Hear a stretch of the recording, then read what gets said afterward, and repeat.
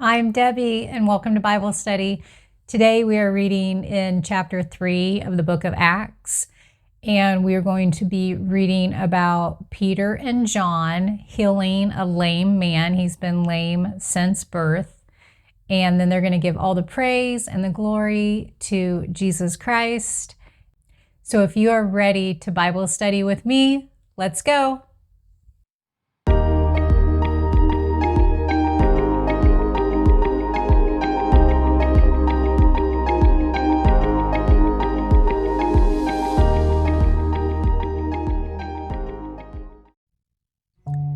Dear Heavenly Father, we come to you with thanksgiving, and we ask that you give us knowledge, understanding, and wisdom as we study your word together today.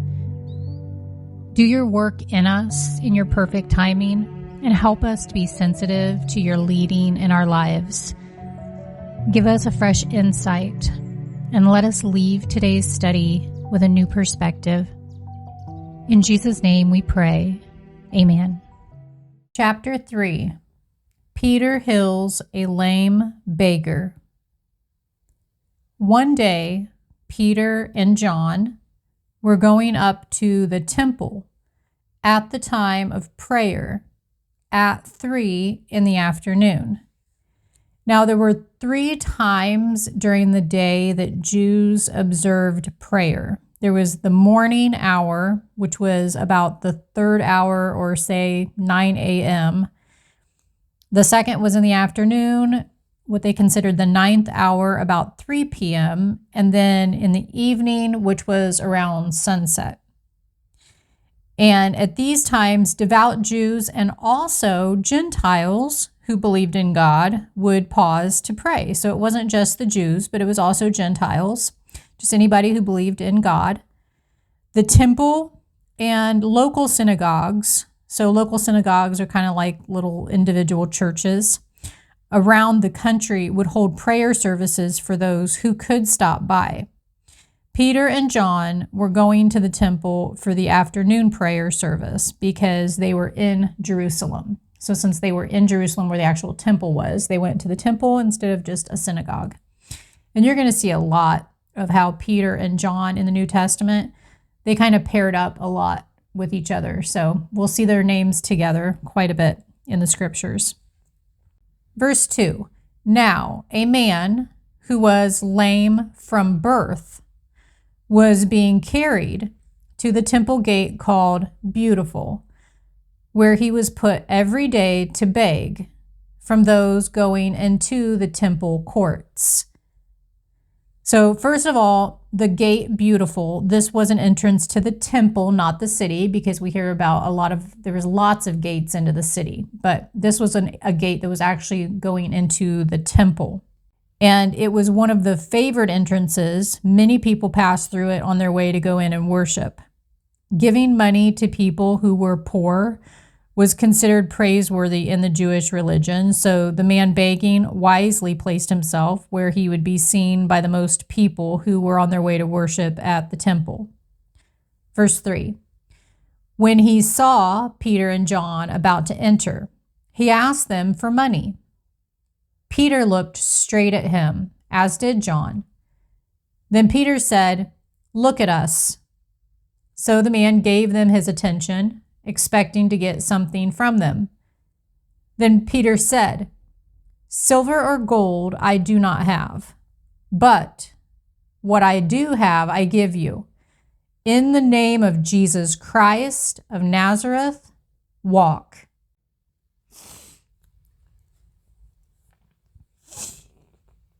So the man asks for money, but Peter gave him something much better, the use of his legs. We often ask God to solve small problems, but he wants to give us a whole new life and help for all of our problems. God may say, "I've got something even better for you." So ask God for what you want, but don't be surprised when he gives you what you really need.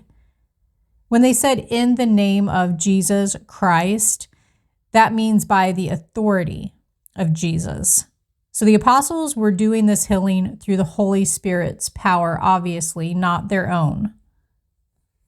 Verse 7, Taking him by the right hand, he helped him up, and instantly the man's feet and ankles became strong.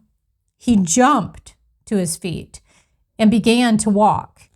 And again, remember, this guy has been lame since birth. So he's never walked before. So right there, is just supernatural for him to just automatically be able to stand. He's never stood a day in his life, and he can walk and jump like automatically. Then he went with them into the temple courts, walking and jumping and praising God. When all the people saw him walking and praising God, they recognized him as the same man who used to sit begging at the temple gate called Beautiful. And they were filled with wonder and amazement at what had happened to him. This just so reminded me of when Jesus was on earth and he healed the lame man. In his excitement, the formerly crippled man began to jump, walk around, and praise God. Then others were awed by God's power. Don't forget to thank people who help you, and remember to praise God for his care and protection.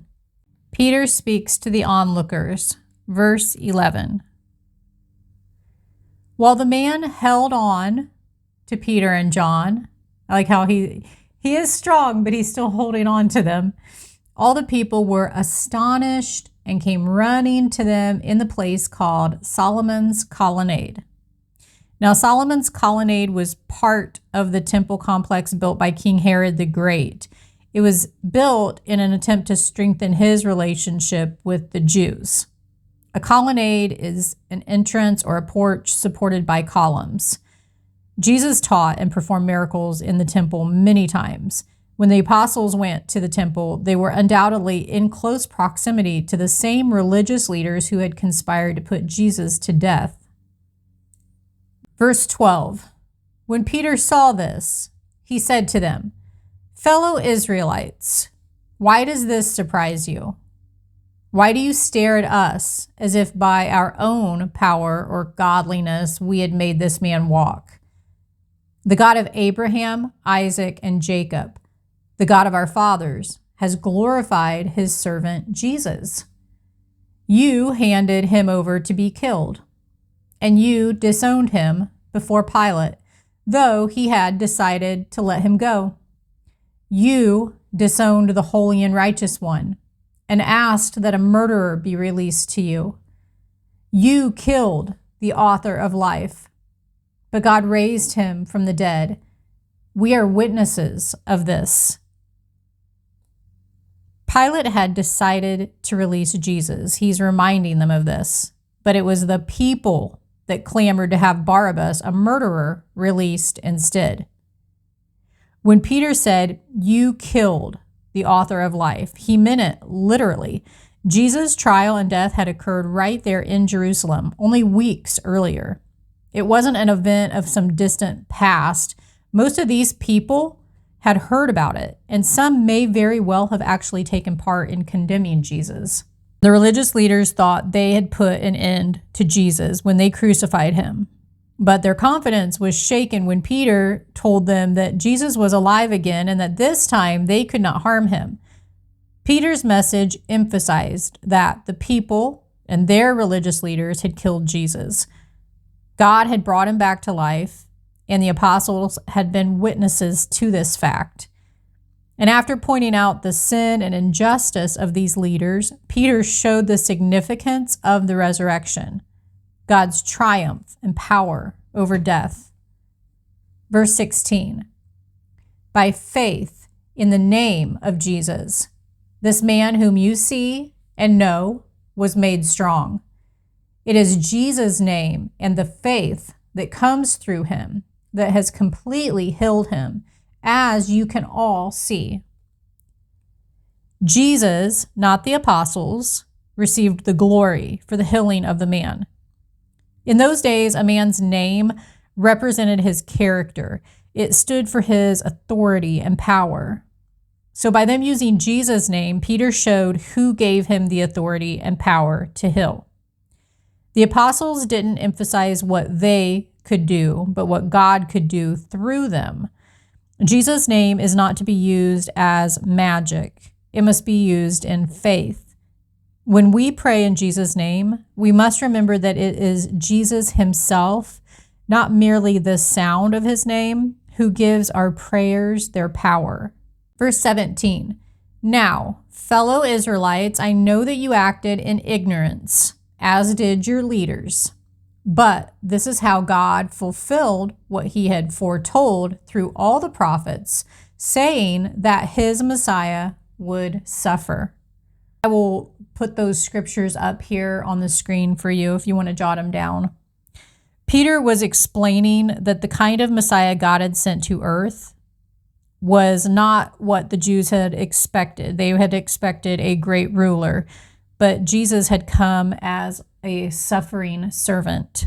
Verse 19, repent then and turn to God so that your sins may be wiped out, that times of refreshing may come from the Lord, and that he may send the Messiah who has been appointed for you, even Jesus.